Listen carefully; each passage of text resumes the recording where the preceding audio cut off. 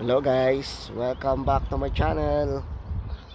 Ito na naman si Tito Batang guys. At ngayon ay linggo dito sa New Zealand. Kaya ako guys ay maghahunt ng Hot Wheels dito sa amin. Baka may mga bago tayong makita na rare o magandang Hot Wheels cars sa New World at sa The Warehouse guys. So samahan nyo ako guys at sana tayo may makita. Guys, atin munang iparada si Green dito sa The Warehouse guys. Yan, parada at ilak para wag manakaw. Hello guys, at eto, kagagaling ko nga lang pala sa The Warehouse guys. At bumili ako ng kaunting grocery. Syempre bumili rin ako ng Hot Wheels guys. At ngayon guys, narito nga pala ako sa park, sa skate park dito sa amin sa Libin. Ipapakita ko sa inyo guys at ipapakita ko rin ang aking nabili na Hot Wheels. Ito guys ang skate park at saka bike. Pwede rin pala dito sa park na ito guys. May mga bata na nag mga puti. Yeah.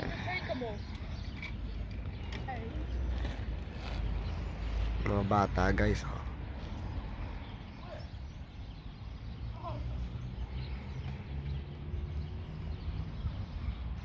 Ito naman ang aking si Green. Tambay ka muna dyan.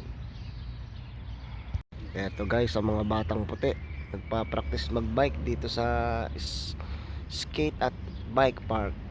Dito guys, parampahan. Yan. BMX yung sa kanya.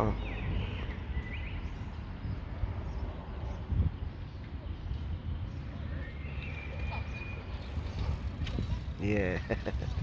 Ang kukulit eh.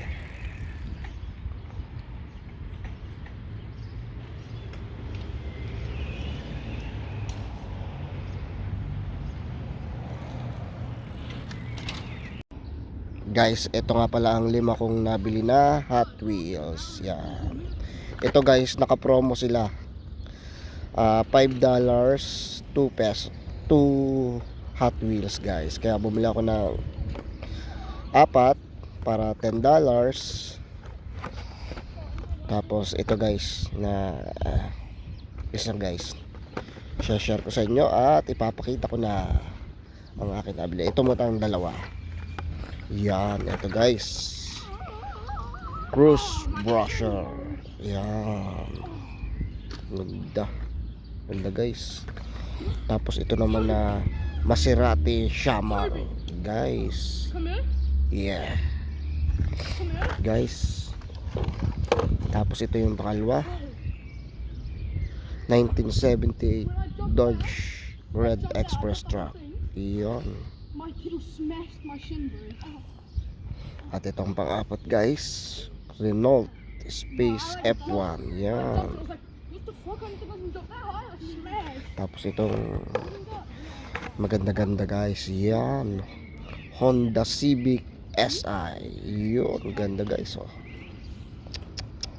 Masarap na naman siyang buksan pero mahal. Wag pang-display lang natin guys o pambenta natin sa Pilipinas. Yan.